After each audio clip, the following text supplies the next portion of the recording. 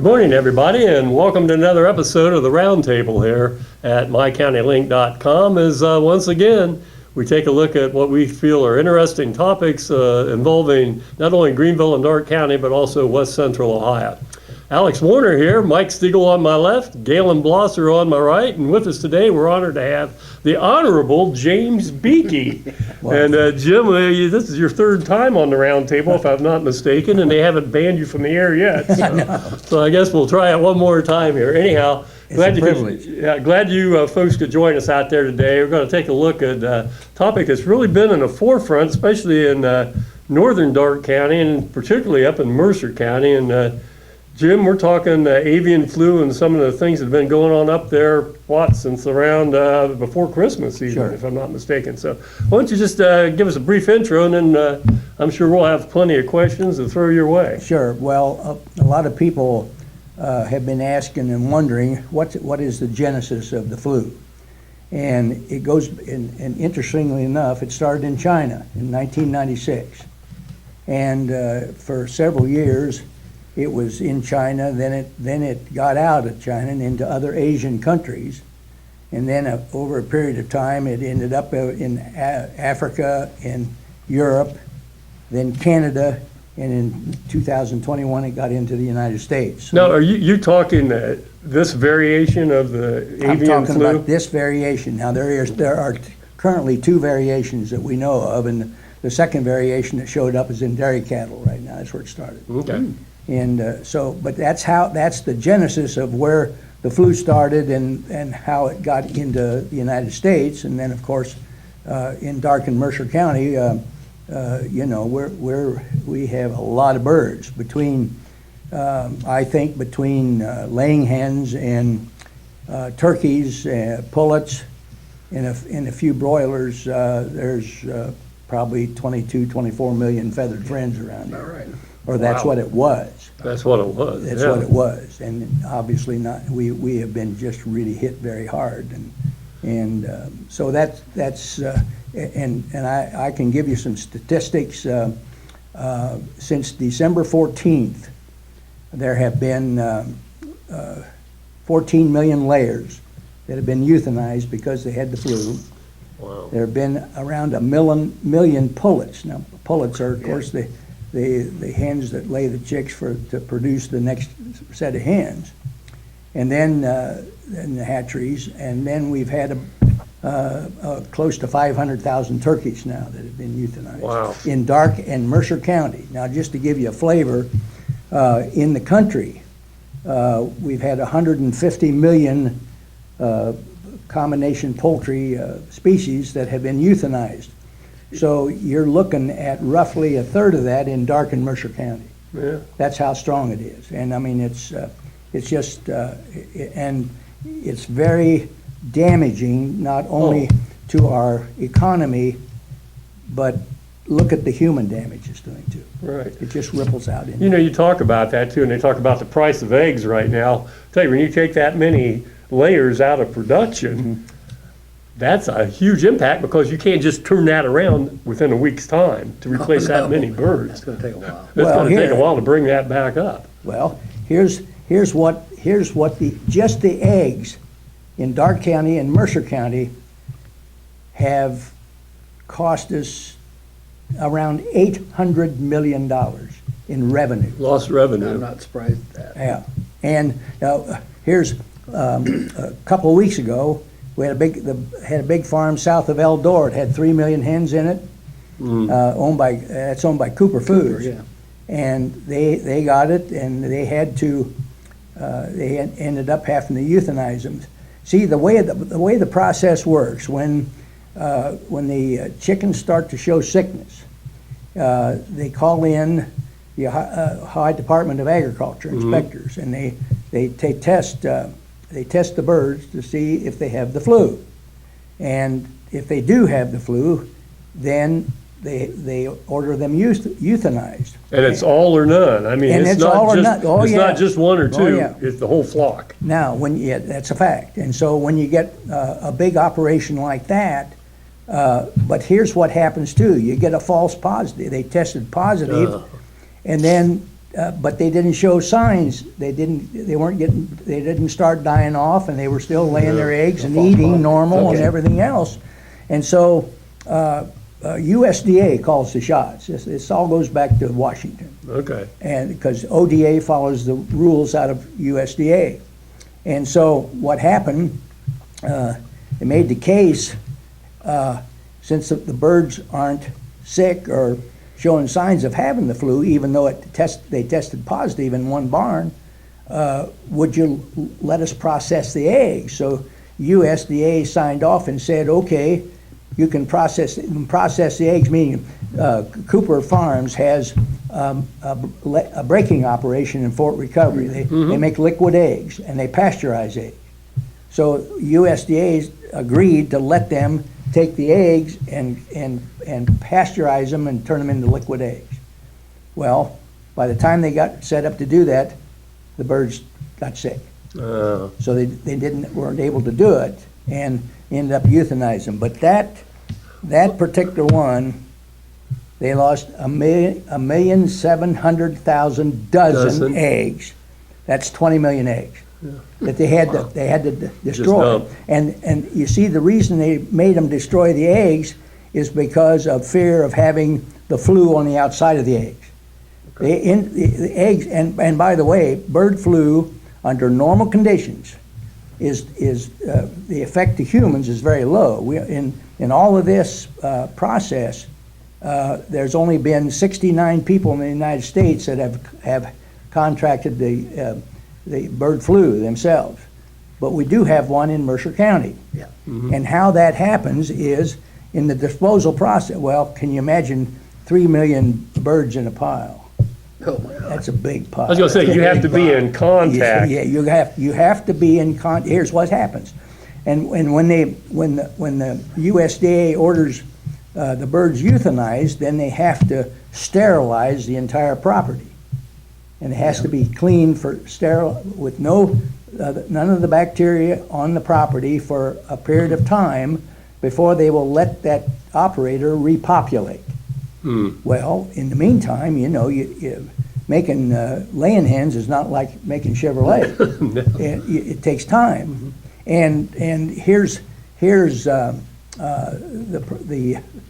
for those who may not know, from hatch to the deep fryer, a broiler is 6 weeks.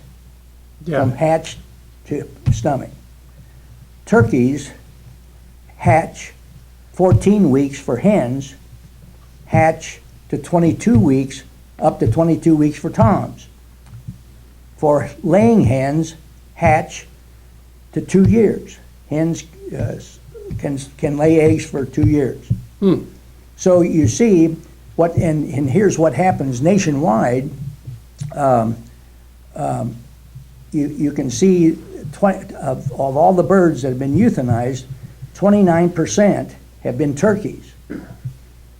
About 8% have been laying hens. About 5% have been broilers. Because the broilers turn over so fast, they aren't around long enough to get the infection of the flu, which is transmitted by wild birds, geese. They're the transmitters of it. Is it just the droppings from wild birds? How does that get into these controlled environments so easily? Then? Well, a bird could be flying over a chicken house and have droppings on there, and it'd get in the house. Even just on a roof in a controlled environment? Yes, okay. And a lot of it is windborne, and it come in through vents. Okay. I mean, there's various ways, and now I mentioned that we have a second strain that got into dairy cows, but they just discovered last week that it's in rats in California. We already know it's in possums and raccoons and wild animals. They carry it. So there's all kinds of ways that you can get that germ into the poultry houses. So it's a bad situation. Now, one thing you talked about eggs, and you said they worry about what's on the shell, the exterior of the shell. But if I'm not mistaken, you can still eat eggs, consume eggs, looking at it from a consumer viewpoint, you can still consume eggs as long as they're cooked properly, correct? That's, any protein, there's only one exception. Any protein, when you get to 160 degrees, the bacteria's dead. Okay, even Beaky's bologna? Beaky's bologna, yeah. Okay, well, that's reassuring. And you slice it thick, it goes fast. and for years, I put out the hot air bologna in Columbus. Yeah, But anyhow, so I admitted it. For consumers then, as long as the eggs cooked properly, Yes. there's no worry about any kind of transmittal of the disease. Absolutely. Okay. Absolutely, and that's why. But the problem here's bigger problems. As it's a zoonotic disease. It started in animals, and now it's in the humans. And the more humans are around the product, the more susceptible and the more chances of humans getting the COVID. And we know it's now into dairy cattle. If it jumps into market cattle, that Jangus, for example. Yeah. There's a term you know. Yeah, that's right. If it gets, and that's market cattle, we buy steaks and chops and hamburger. If it gets into, it hasn't been diagnosed in the market cattle yet, but if it gets into cattle and then hogs and then sheep and then goats, as you have more humans involved in disposal of sick animals and being involved in it, it's quite a process. Then it could jump into humans. And the one I'm worried the most about is hogs, because hogs is the animal that's the closest to us, and history shows that a lot of diseases that have been transferred from animals to us have come through hogs. So, and it just so happens that there's a lot of farms in Dark and Mercer County that have hogs, like as in about 600,000 in Dark and Mercer County. Wow. Jim, Yes. I know we have a new USDA director, the woman from Texas. I think, Yes. Yeah. Does she have, I've heard that there is a vaccine for this. There is. But the USDA now will not allow them to use it. That's correct. And I did hear one guy who had to, I think he had to euthanize 6 million chickens, and he said this was stupid because if I was allowed to give him this vaccine, we could have stopped this. What is a vaccine? Do you know anything about it? Well, yes, I don't, obviously I don't know the technical terms of what's in the vaccine, but I do know there is a vaccine, and they've had one in stock since 2015. And there's no question, and this should have been taken care of 20 years ago when it was discovered. Okay, when it got, and here's why. There's an internal battle in the poultry industry, and here's what the battle is. The broilers, they have convinced the folks in Washington that there be no vaccinations, and here's why. We as consumers don't always eat in the proportions of what the animal produces. I'll give you the packing company example. When we were processing pigs, we processed between 200 and 400 a week. Well, come January, and we don't, as consumers, we don't always eat in proportion to what the animal produces. So I can tell you that I always hated January and February because I knew I was going to end up with about 5,000 or 6,000 pounds of spare ribs in the freezer because nobody's barbecuing spare ribs. Yeah. All right? Good point. And Dad taught me years ago there's only a few things you can do with perishable meat. One, you either sell it or smell it. Nobody likes the odor. All right? Second thing you do is you throw the parts in the freezer that you can't sell, and there isn't a freezer big enough in the world to hold everything you're going to throw in there. Right. And the third thing is you have to either develop a market by developing value-added products with the products you can't sell, or you develop a market to sell the products you can't sell by dropping the price and developing, it's a supply and demand situation. You create the demand when it's down by dropping the price so it becomes affordable. Now I give you that as background to indicate that when this was discovered, and by the way, the vaccinations are not economically feasible. Let's come back to that example of 3 million. There is no liquid vaccine or aerosol vaccine to vaccinate chickens. You have to do it Individually? 3 times a year. Oh, my. Wow. There's Now- nothing you can put an additive into the feed or anything like that? Not now. That vaccination has to be administered just like we get polio Yeah, vaccine. my goodness. All right, so, That's labor intensive.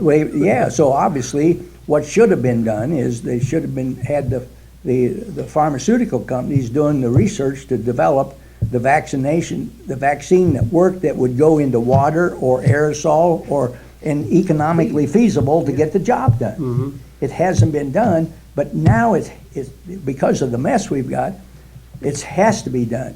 Now, let me back up and tell you what the broilers have done over the period of time. They convinced Washington that no vaccine, because broilers has dark meat.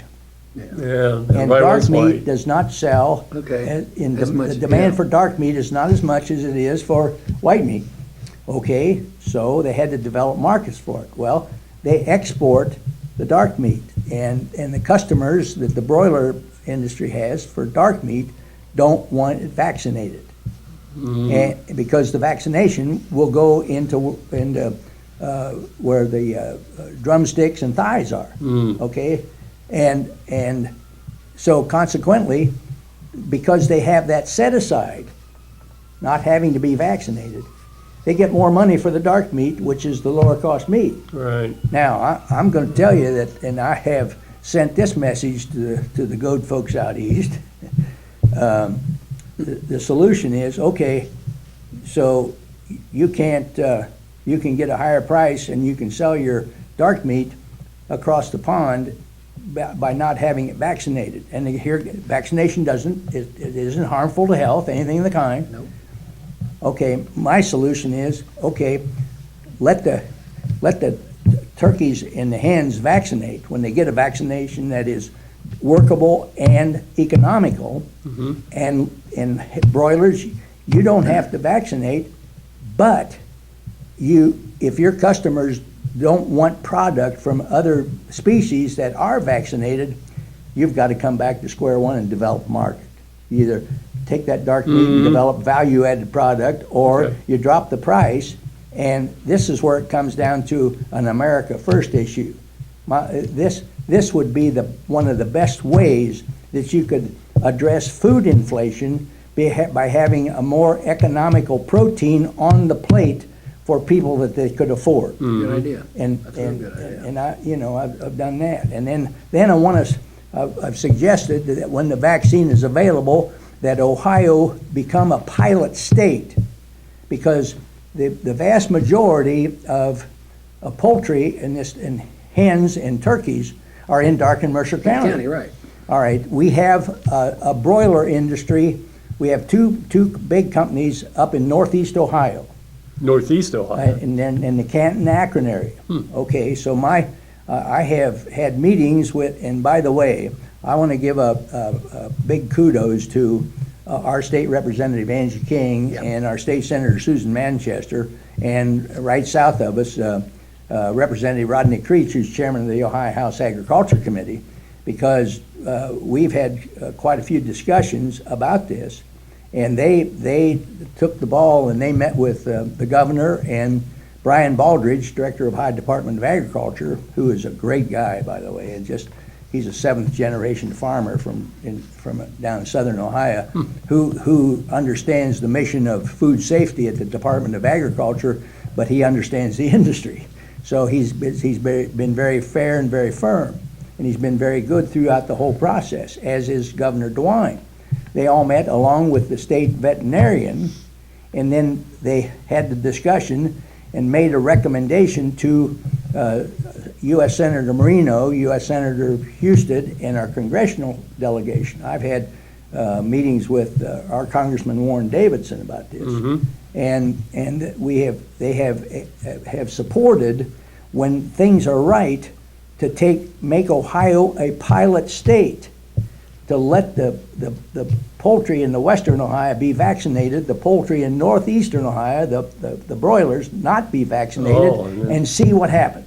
It's a If good it idea, works, Jim. then you do it nationwide. We had Angie King at our Republican Men's Club last month, and Rodney Creech both, and they both mentioned that Senator Marino, when they called him, he was very, very interested in this, and he immediately got in touch with the people of Washington. They said he really jumped on board really quick, which is what we need. Well, something they like all that. have. They get, Yeah. everybody understands it. Well, it's economics. I Well, mean, my God, you're yes, talking yeah. about a huge part of the Ohio Well, and I economy. can't think of a better place to start because Right. Dark and Mercer County, right? I mean, We're let's at face it, we're one one of and the big two. hubs in the country. 1 and 2, yeah. Well, and eggs have become the poster child for food inflation. Yeah, Well, exactly. I was at that meeting too, and Angie King, she actually teared up. She is so involved in this, and the comment that was made was, Mr. Jim Buchy is their go-to guy. Yes, it was. And they give 100% kudos to Jim Buchy because. For his idea. His idea. Yeah.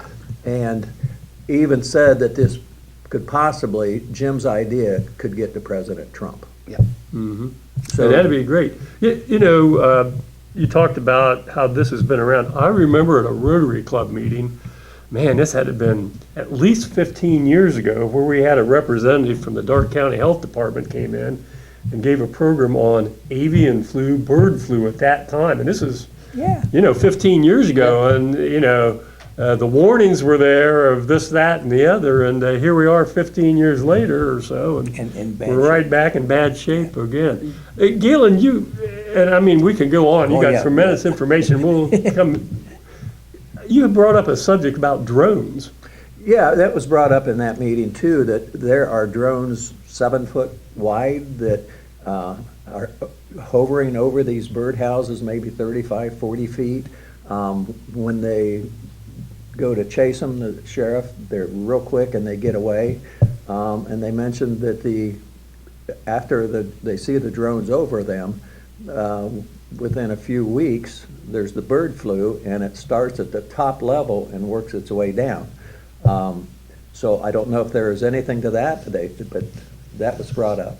I looked up some things, amazingly enough, all of us actually do a little research once in a while on that. Once in a while. And there were quite a few articles about that over the last couple months, the sightings of the drones.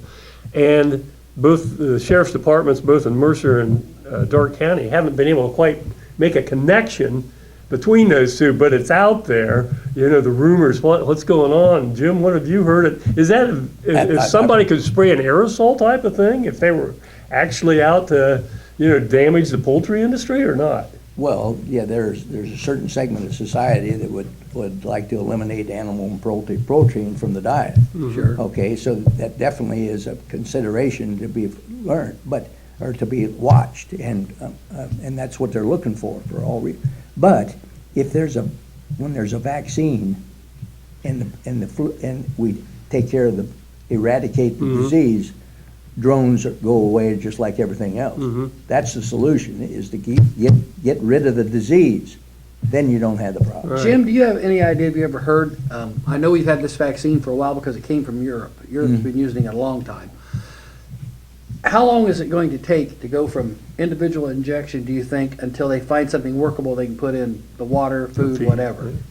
It could be a year.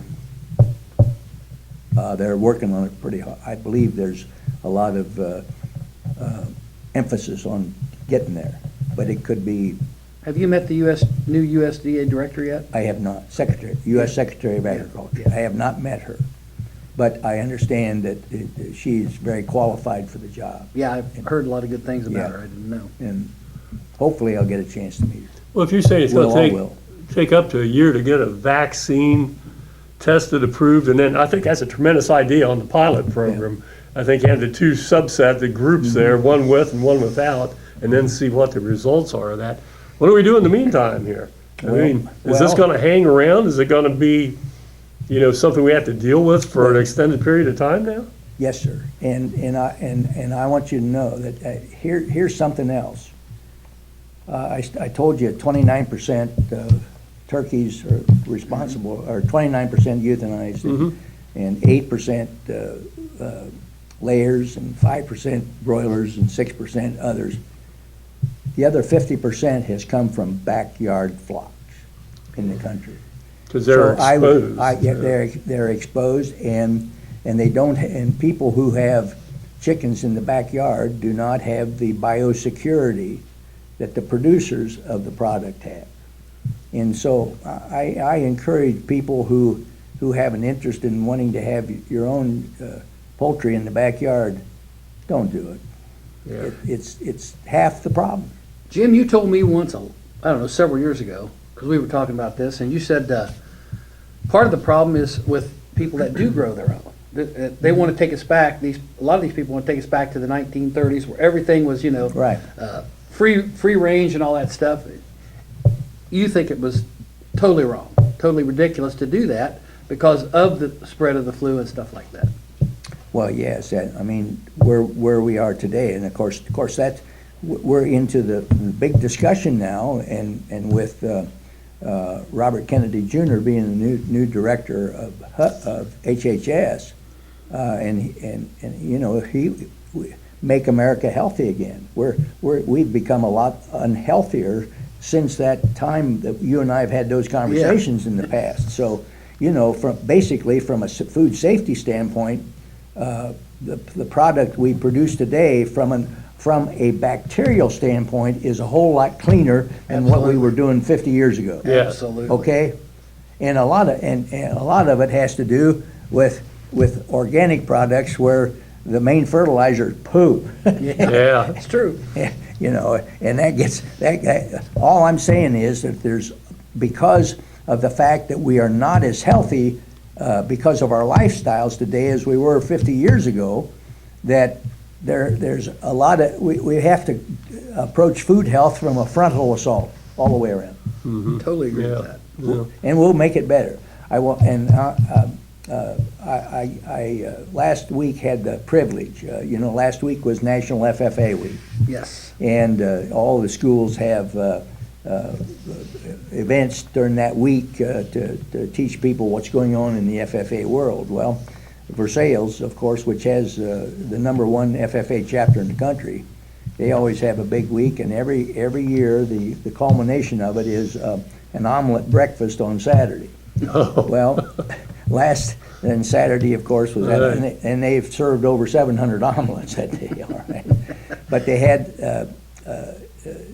Colin Batten, the president of the chapter, and Dina Webker and Mrs. Bergman had a panel, and the panel was about bird flu. Mm-hmm. And I was one of the participants. And the thing that is really a big issue that we don't talk about and we don't realize how much this is affecting is the mental health issues that Oh, yeah, the I can see producers that. are going through. Oh, yeah. I mean, how do you feel when you have to destroy 20 million eggs? That's 3 devastating. million birds or whatever. And notwithstanding the economic loss, it's the work that the producers put into producing the most wholesome, best food in the world, and nothing in return. have a disease destroy it. It becomes a real problem. But and we talked about that along with the other aspects of what we're talking about this morning. And I made the comment that, and it comes back to what you asked, what do we do in the meantime? The thing that we have going in Darke and Mercer County in west central Ohio is faith. And that's an asset. That's the biggest asset we have. We have to have the faith that this too shall pass. Mm-hmm. And it is up to us to keep working with each other to make sure that we come through this. And when the disease is gone, either as it moves on to something else and it runs a course, or we develop a way to cure the disease, Right. that we still have our lifestyle here. Because I don't care what anybody says. You start with Van Wert, Mercer, Darke, Preble, Miami, Auglaize, Shelby, Auglaize. That's west central Ohio. From where I see it, there's no better place to live in the world. So this is very serious to our lifestyle. And so we have to pull together to make sure that when it's gone, we're still where we are today. And you know, there's an economic trickle down on that too. It's Oh, not my. just the producers, Oh, my God, yeah. but now they're not spending money in town, and that means on down the line, it affects everybody. Well, here's a little problem that's affecting them too. How about the feed mills?